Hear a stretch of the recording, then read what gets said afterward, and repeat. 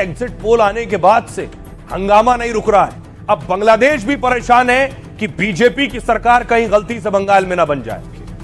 बंगाल में बीजेपी से टेंशन में बांग्लादेश है, लेकिन देखिए पहले बंगाल में क्या बवाल हो रहा है। यह तस्वीर आप देख रहे हैं, जिन लोगों ने बीजेपी को वोट दिया था उन लोगों को धमकाया जा रहा है। जिन्होंने बीजेपी के कमल पर ईवीएम पर बटन दबाया है, देखिए उन्हें धमकाया जा रहा है, डराया जा रहा है, ये आरोप लगा रहे लोग।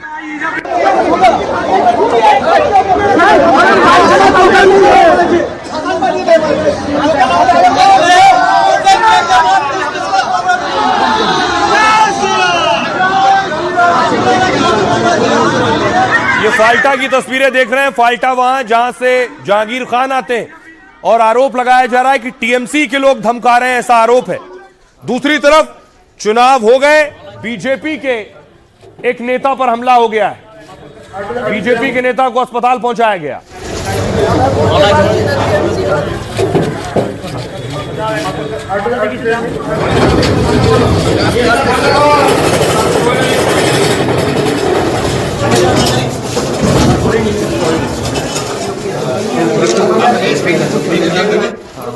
चुनाव के बाद सिर्फ इतना ही नहीं, एक और बहुत बड़ा बवाल हुआ।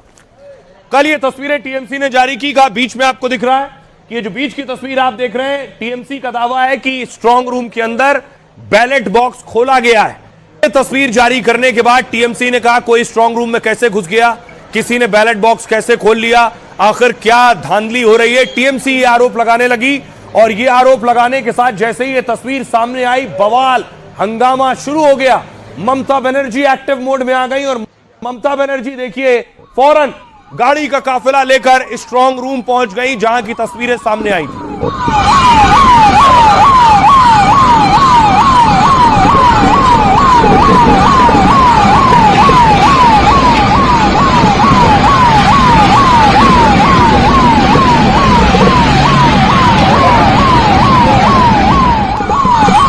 अब ममता बनर्जी स्ट्रांग रूम पहुंच गई तो बीजेपी ने बवाल काट दिया। शुभेंदु अधिकारी के करीबी पुलिस से बहस कर रहे थे कि आखिर आपने ममता को क्यों जाने दिया।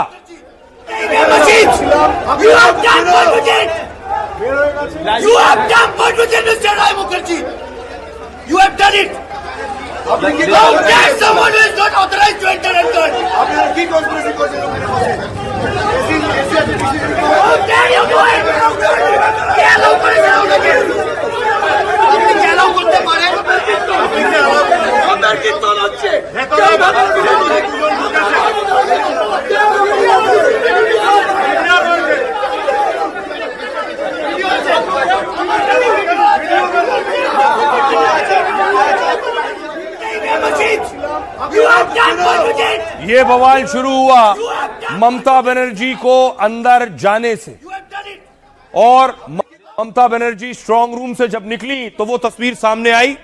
ममता बनर्जी जब बाहर आ रही थी, बाहर अंदर गई थी देखने के लिए कि क्या हुआ है। और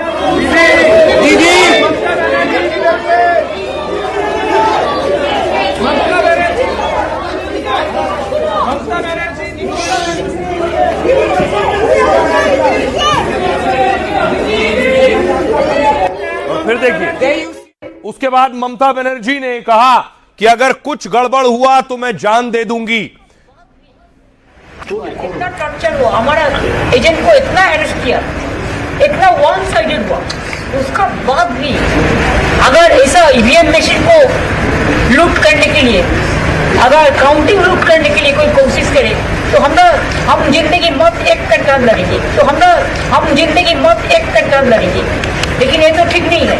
हम हमारे से कुछ स्लोगन शॉटिंग करेंगे तो हम बोले तो वो तो गुजरात से आया स्लोगन शॉटिंग करने के लिए। हमारा कोई एरिया है, हम एक सेकंड में बोलेगा तो कॉलेज स्टूडेंट से हम 10,000 लेके इधर में खड़ा बैठे, हमको बाहर से ले आने का जरूरत नहीं।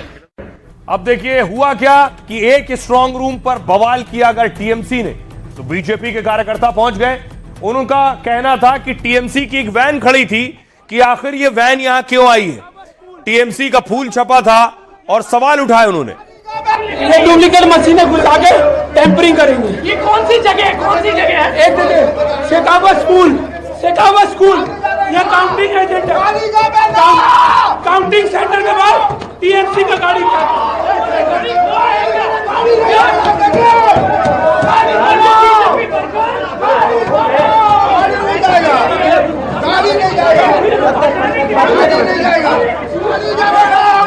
गाड़ी खोलो, गाड़ी खुलता है, गाड़ी ने किया सीखना है, आपको बचाने सीखना है, अक्सर मेरा भविष्य में क्या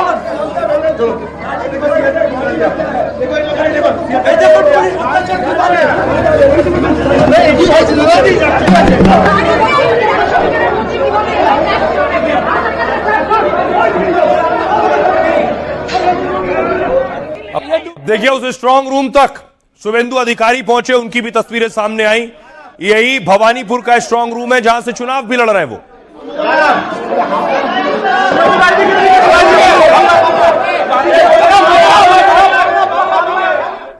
तो एक सवाल ये कि आखिर बंगाल में कौन जीतेगा, बीजेपी या टीएमसी? एग्जिट पोल बीजेपी को जिता रहे हैं, तो सिर्फ बंगाल नहीं बांग्लादेश में बवाल हो गया। बांग्लादेश में सांसद डरे हुए कहीं बीजेपी और मोदी की सरकार बंगाल में ना आ जाए। बांग्लादेश के सांसद का डर है कि बीजेपी अगर जीत गई बंगाल में तो उनके लिए मुसीबत आ जाएगी। এই বাংলাদেশে শরণার্থীদের ঢল নামানো হতে পারে সেই ধরনের চক্রান্ত আশেপাশে চলছে। মাননীয় স্পিকার, বিভিন্ন জায়গায় রোহিঙ্গারা অলরেডি চলে এসেছে। আবার আমাদের প্রতিবেশী দেশ থেকে আবার যে মুসলমানদেরকে বের করে দিয়ে আমাদের দেশে শরণার্থী হিসেবে ঢল নামানো হবে না তার কোনো গ্যারান্টি নেই মাননীয় স্পিকার। এই কারণে আমরা এই বাংলাদেশের যারা মানুষেরা আছি আমাদেরকে একতাবদ্ধ থাকতে হবে। আমরা সেই ৭১-এ এই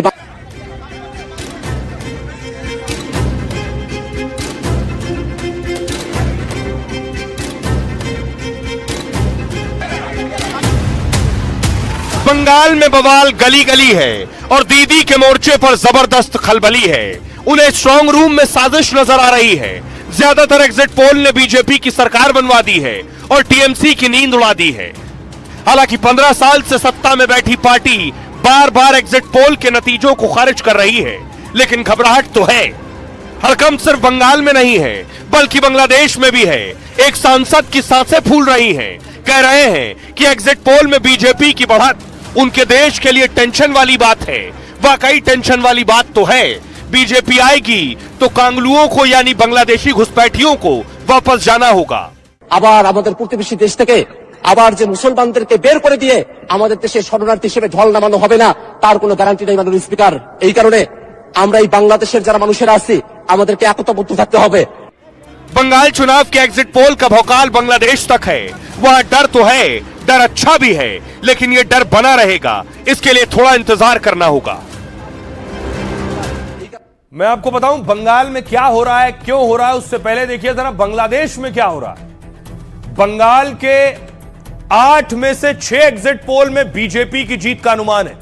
एग्जिट पोल के अनुमान से ही बांग्लादेश के सांसद डरे हुए।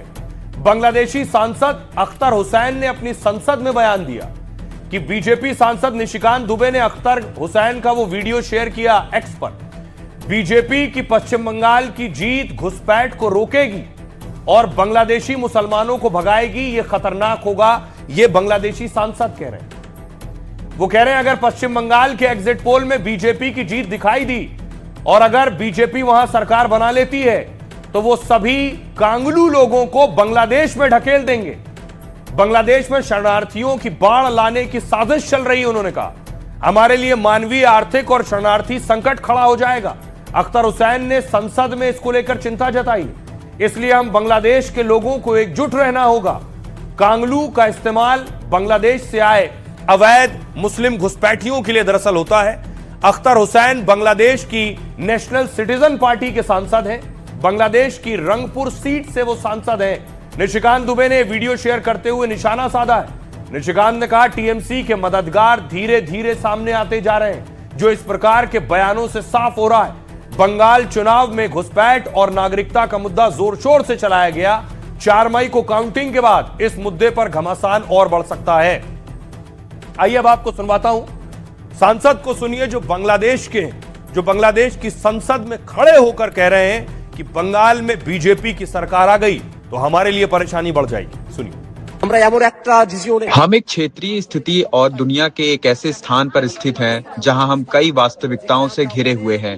माननीय अध्यक्ष महोदय, बांग्लादेश में शरणार्थियों की बाढ़ लाने की साजिश चल रही है। विभिन्न स्थानों से रोहिंग्या पहले ही यहां आ चुके हैं। इसके अलावा माननीय अध्यक्ष महोदय, इस बात की कोई गारंटी नहीं है कि हमारे पड़ोसी देशों से मुसलमानों को निकालकर हमारे देश में शरणार्थी के रूप में नहीं भेजा जाएगा। इसलिए हम बांग्लादेश के लोगों को एकजुट रहना होगा। আমাদেরকে একতাবদ্ধ থাকতে হবে। अब देखिए जरा, अब एक तो बांग्लादेश की बात हो गई। बांग्लादेश को डर है कि जो घुसपैठिए उन्हें वापस न भेज दिया जाए। दूसरी तरफ बंगाल में बवाल चल रहा है। बंगाल में जो बवाल है इस तस्वीर को लेकर है। यह तस्वीर जो टीएमसी ने जारी की और कहा कि बैलेट बॉक्स के साथ इसमें छेड़छाड़ हो रही है।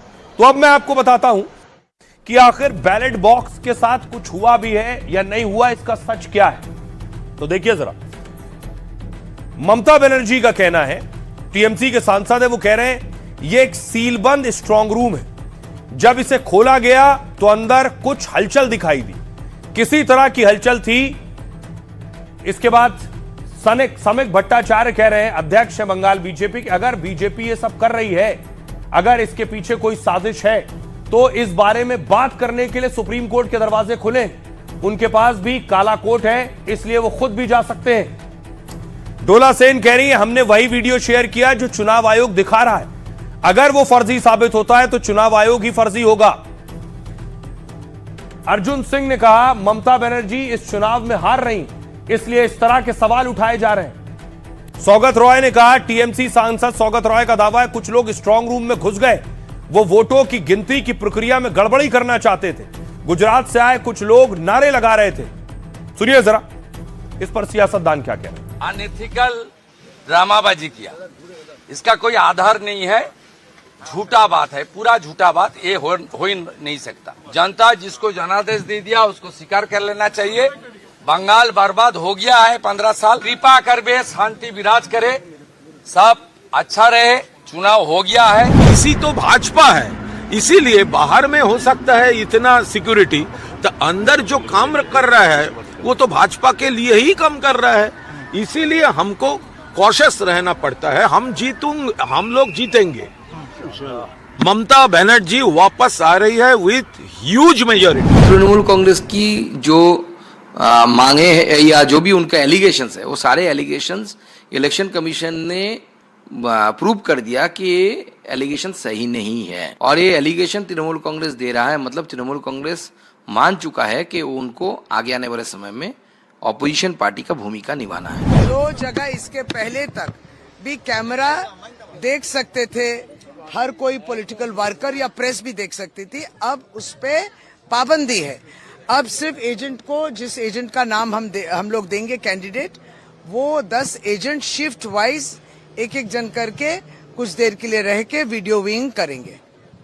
यही ये सिद्धांत एक तरफा है। पूरा का पूरा पैरेलल स्ट्रक्चर बनाया उन्होंने कि कैसे बंगाल में किया जाए, लेकिन उसके बावजूद भी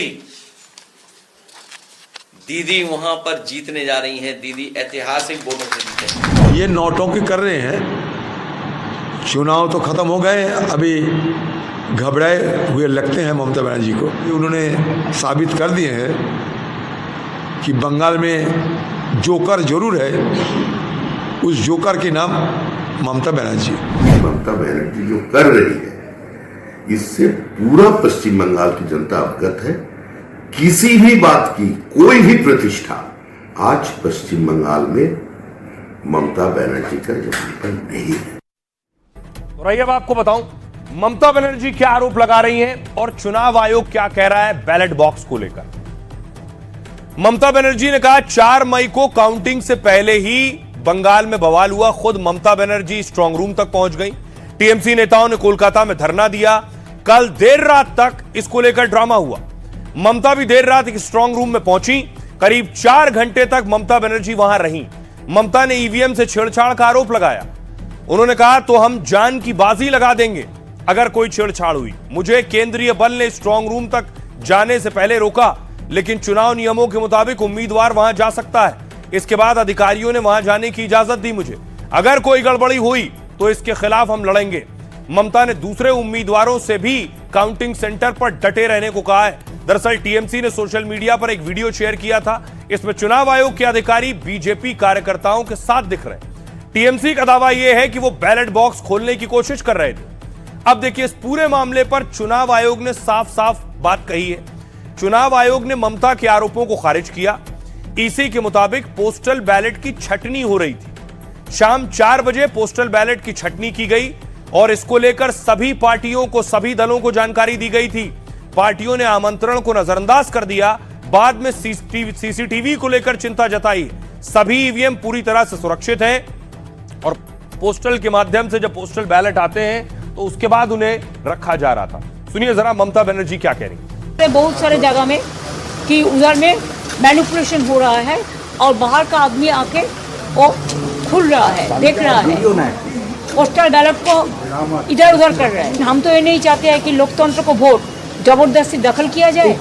इतना एट्रोसिटीज हुआ है, इतना टॉर्चर हुआ, हमारा एजेंट को इतना अरेस्ट किया। अगर ऐसा ईवीएम मशीन को लूट करने के लिए, अगर काउंटिंग लूट करने के लिए कोई कोशिश करे तो हम जिंदगी मत एक करके हम लड़ेंगे। और हम सब कैंडिडेट, सब चीफ इलेक्शन एजेंट को, जितना भी पार्टी है, सबको बोलते हैं आपका हक है। ऐसी घटनाएं चलती रहती हैं। काउंटिंग अपने समय जैसे रूल रेगुलेशन है, इस बार हमने पूरा सर्कुलर बना लिया है। जितने भी गाइडलाइंस है उसको कंप्रेस करके छोटा सिनॉप्सिस बना लिया है। हर एक डीओ से हम सर्टिफिकेट लेंगे कि पूरी गाइडलाइंस हर एक काउंटिंग सेंटर के लिए फॉलो हुई है, हर एक काउंटिंग पर्सनल के लिए फॉलो हुई है, पैरामिलिट्री और स्टेट पुलिस के लिए फॉलो हुई है। और हमने बता दिया है कि जहां जहां जो गड़बड़ करेगा, अगर मतलब मुस्तैदी नहीं रखेगा, कोई लैक्सिटी होगी तो उसके ऊपर एक्शन होगा। अब बड़ा सवाल यह है, क्या ऐसा हो सकता है स्ट्रांग रूम में? अब आपको बताता हूं स्ट्रांग रूम होता क्या है, उसमें तैयारी कैसे की जाती है। लेकिन जगह जगह बवाल शुरू हो गया। हर शहर में स्ट्रांग रूम होता है जहां ईवीएम रखी जाती है। अब दूसरे स्ट्रांग रूम तक भी कार्यकर्ता पहुंच रहे हैं।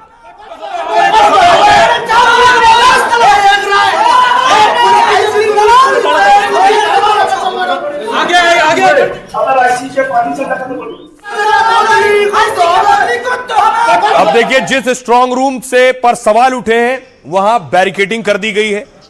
बाकायदा लोहे की जालियां लगा दी गई हैं कि कोई उस तरफ ना जाने पाए।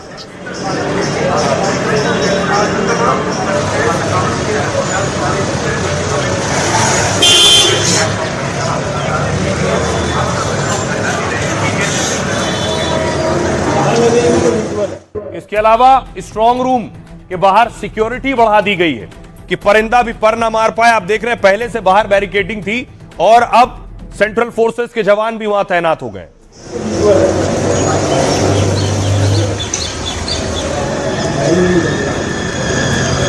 और दूसरे जो स्ट्रांग रूम है उसमें देखिए इस तरह मॉनिटर लगे होते हैं बाहर, अंदर ईवीएम रखी हुई है, वहां सीसीटीवी लगे हैं और सीसीटीवी का जो आउटपुट है वो सब देखिए टीवी पर आ रहा है।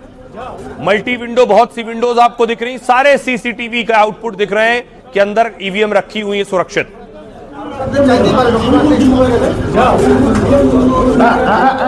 और इसलिए 4 तारीख को काउंटिंग होनी है।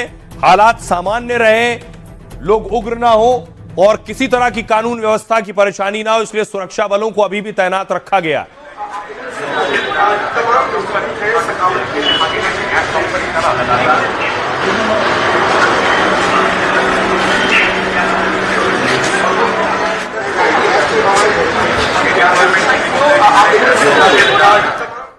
अब आइए आपको बताऊं ये स्ट्रांग रूम क्या होता है। स्ट्रांग रूम चुनाव प्रक्रिया का बेहद महत्वपूर्ण और संवेदनशील हिस्सा है। चुनाव खत्म होने के बाद सारे ईवीएम यहीं पर सुरक्षित रखे जाते हैं। काउंटिंग की पूरी प्रक्रिया इसी स्ट्रांग रूम में होती है। वैसे तो यह कोई साधारण सा कमरा होता है, लेकिन इस कमरे की सुरक्षा बेहद कड़ी होती है।